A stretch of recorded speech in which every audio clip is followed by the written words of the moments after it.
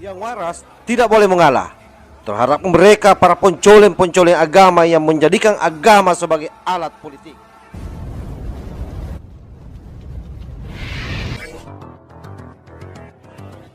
Para kader, mengapa saya harus turun gunung menghadapi pemilihan umum 2024 mendatang? Saya mendengar, mengetahui bahwa ada tanda-tanda pemilu 2024 bisa tidak jujur dan tidak adil. Konon akan diatur dalam pemilihan presiden nanti yang hanya diinginkan oleh mereka dua pasangan capres dan cawapres saja yang dikehendaki oleh mereka. Informasinya, Demokrat sebagai oposisi jangan harap bisa mengajukan capres-cawapresnya sendiri bersama koalisi tentunya. Jahat bukan? Menginjak-injak hak rakyat bukan? Pikiran seperti itu batil. Itu bukan hak mereka. Pemilu adalah hak rakyat. Hak untuk memilih dan hak untuk dipilih. Pak Eko Suwanto ini yang menjadi saksi terhadap berbagai kecurangan-kecurangan pemilu pada tahun 2009. Mengapa saya perlu menanggapi itu? Karena apa yang disampaikan oleh Bapak SBY dilakukan di depan forum resmi Rapat Pimpinan Nasional Partai Demokrat.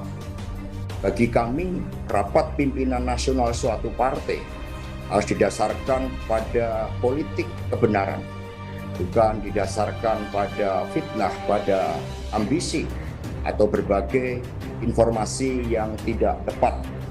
Apa yang Pak SBY sampaikan, yang pertama, mendengar dan menyatakan ada tanda-tanda pemilu 2024 tidak jujur.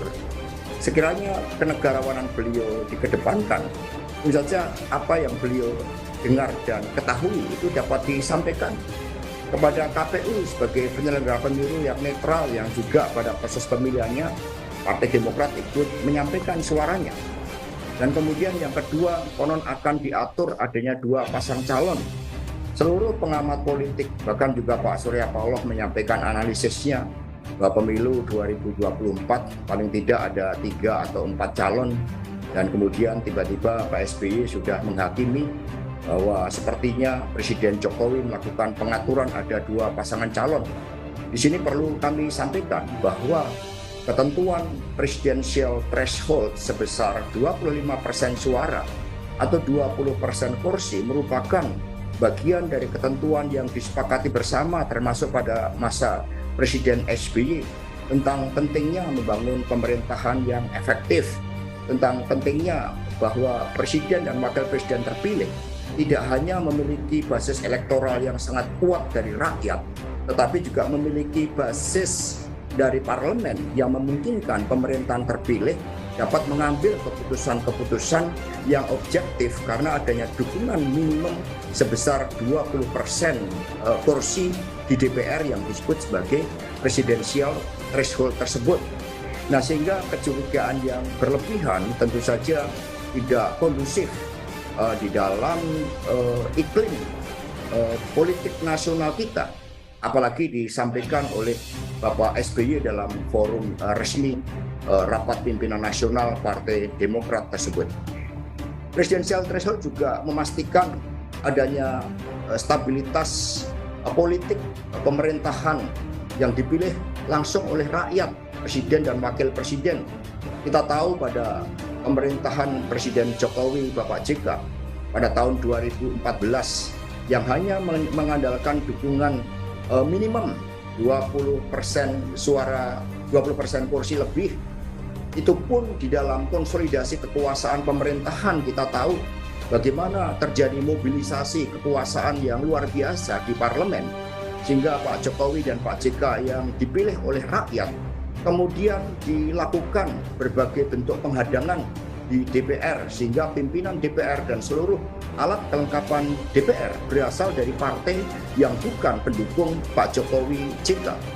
Ini tentu saja merupakan kecelakaan di dalam demokrasi.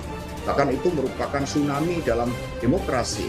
Ketika suara dari rakyat melalui pemilihan presiden secara langsung ternyata tidak senafas dengan apa yang terjadi di parlemen. Akibatnya pemerintahan Pak Jokowi JK memerlukan waktu 1,5 tahun untuk melakukan konsolidasi politik. Karena itulah apa yang disampaikan oleh Bapak SBY dengan menuduh tanpa fakta, sepertinya pasangan diatur-atur dan kemudian dari Demokrat sebagai oposisi tidak dibuat skenario agar tidak bisa mencalonkan. Itu kan menunjukkan suatu kekhawatiran yang berlebihan tanpa fakta.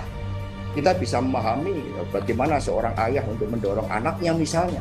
Tetapi harus melihat mekanisme konstitusional yang ada, bahwa ketentuan presidensial threshold itu merupakan ketentuan yang sah secara konstitusi dan tidak boleh diganggu-gugat. Karena sudah puluhan kali dilakukan judicial review dan kemudian Mahkamah Konstitusi menetapkan betapa pentingnya presidensial threshold untuk memastikan agar pemerintahan berjalan dengan efektif, memiliki basis yang kuat dan juga stabilitas politik pemerintahan.